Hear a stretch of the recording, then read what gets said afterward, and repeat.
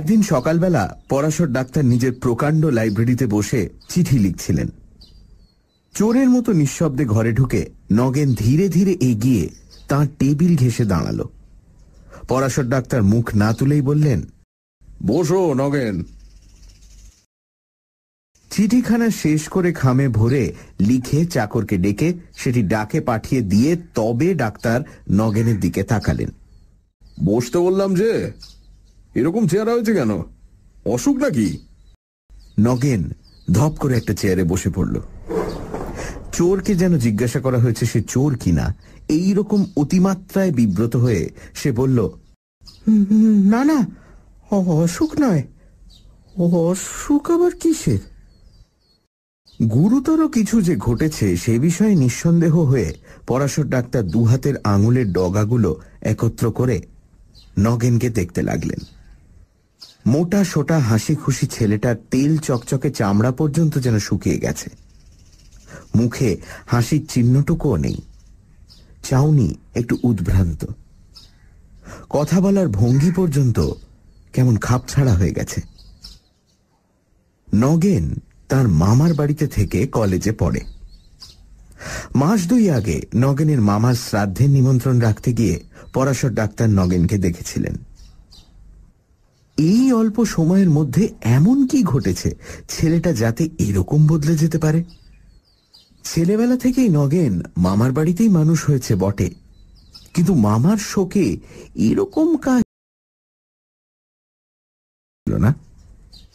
বড়লোক কৃপণ মামার যে ধরনের আদর বেচারি চিরকাল পেয়ে এসেছে তাতে মামার পরলোক যাত্রায় তার খুব বেশি দুঃখ হওয়ার কথা নয়। বাইরে মামাকে খুব শ্রদ্ধা ভক্তি দেখালেও মনে মনে নগেন যে তাকে প্রায়ই জমের বাড়ি পাঠাতো তাও পরাশর ডাক্তার ভালো করেই জানতেন। পড়ার খরচের জন্য দুশ্চিন্তা হওয়ার কারণও নগেনের নেই, কারণ শেষ সময় কি ভেবে তার মামা তার নামে মোটা টাকা বিল করে রেখে গেছেন। নগেন হঠাৎ কাঁদো কাঁদো হয়ে বলল, ডাক্তার কাকা, সত্যি করে একটা কথা বলবেন, আমি কি পাগল হয়ে যাচ্ছি? খারাপ হয়ে গেছে। পাগল হওয়া কি মুখের কথা রে বাবা? পাগল যে হয় অত সহজে সে টের পায় না যে সে পাগল হয়ে গেছে। তবে অনেক ইতস্তত করে, অনেক ভূমিকা করে, অনেকবার শিউরে উঠে নগেন ধীরে ধীরে আসল ব্যাপারটা খুলে বলল। চমকপ্রদ অবিশ্বাস্য কাহিনী। বিশ্বাস করা শক্ত হলেও পরাশর ডাক্তার বিশ্বাস করলেন। মিথ্যে গল্প বানিয়ে তাকে শোনাবার ছেলে যে নগেন নয় তিনি তা জানতেন। মামা নগেনকেও প্রায় নিজের ছেলেদের সমান টাকা করে দিয়ে গেছেন জেনেও প্রথমটা নগেন একেবারে স্তম্ভিত হয়ে গিয়েছিল। মামার এরকম উদারতা কল্পনাও করতে পারেনি। বাইরে যেমনই ব্যবহার করে থাকুন, মামা তাকে নিজের ছেলের মতো ভালোবাসতেন জেনে পরলোকগত মামার জন্য আন্তরিক শ্রদ্ধা ভক্তিতে তার মন ভরে গেল। আর সেই সঙ্গে জাগলো এইরকম দেবতার মতো মানুষকে সারা জীবন ভক্তি ভালোবাসার ভান করে ঠকিয়েছে ভেবে দারুণ লজ্জা আর অনুতাপ। শ্রাদ্ধের দিন অনেক রাত্রে বিছানায় শুতে যাওয়ার পর অনুতাপটা যেন বেড়ে গেল। শুয়ে শুয়ে সে ছটফট করতে লাগলো। হঠাৎ এক সময় তার মনে হলো সারা জীবন ভক্তি শ্রদ্ধার ভান করে মামাকে সে ঠকিয়েছে। এখন যদি সত্যি সত্যি ভক্তি শ্রদ্ধা জেগে থাকে, লাইব্রেরি ঘরে মামার তৈলচিত্র মানে অয়েল পেন্টিং এর পায়ে মাথা ঠেকিয়ে প্রণাম করে এলে হয়তো আত্মগ্লানি একটু কমবে, মনটা শান্ত হবে। রাত্রি তখন প্রায় 3টে বেজে গেছে। সকলে আলো নিভিয়ে শুয়ে পড়েছে, বাড়ি অন্ধকার।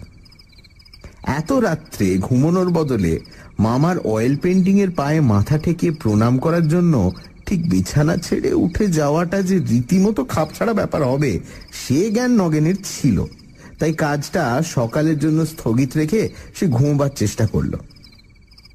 কিন্তু তখন তার মাথা গরম হয়ে গেছে। মন একটু শান্ত না হলে যে ঘুম আসবার কোনো সম্ভাবনা নেই, কিছুক্ষণ এপাশ ওপাশ করার পর সেটা ভালো করেই সে টের পেয়ে শেষকালে মরিয়া হয়ে বিছানা ছেড়ে উঠে পড়ল। লাইব্রেরিটি নগেনের দাদা মশায়ের আমলে। লাইব্রেরি সম্পর্কে নগেনের মামার বিশেষ কোনো মাথা ব্যথা ছিল না। তার আমলে গত 30 বছরের মধ্যে লাইব্রেরির পিছনে একটি পয়সাও খরচ করা হয়েছে কিনা সন্দেহ।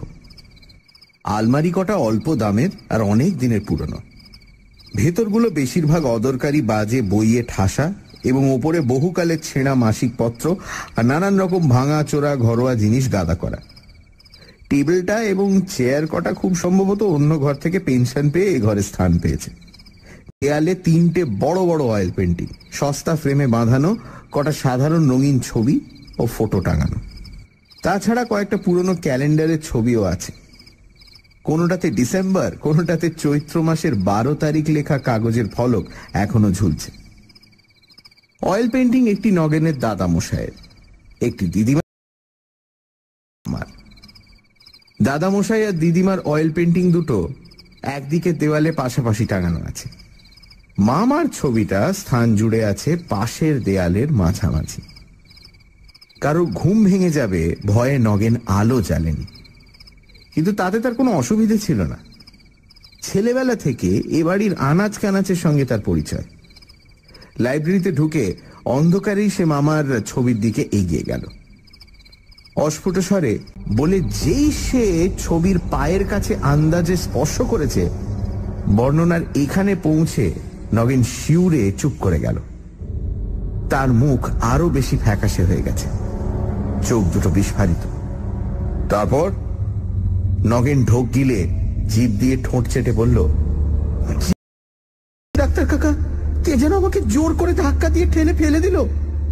সমস্ত শরীরটা ঝনঝন করে উঠল। তারপর আর কিছু মনে নেই।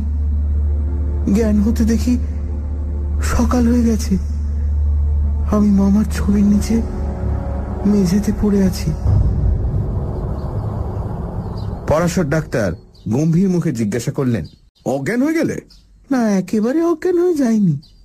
অবসাচ্ছন্নের মতো অনেকক্ষণ মেঝেতে পড়েছিলাম, কিন্তু জ্ঞান ছিল। তারপর থেকে আমি পাগলের মতো হয়ে গেছি ডাক্তার কাকা। দিন রাত খালি এই কথাই ভাবি।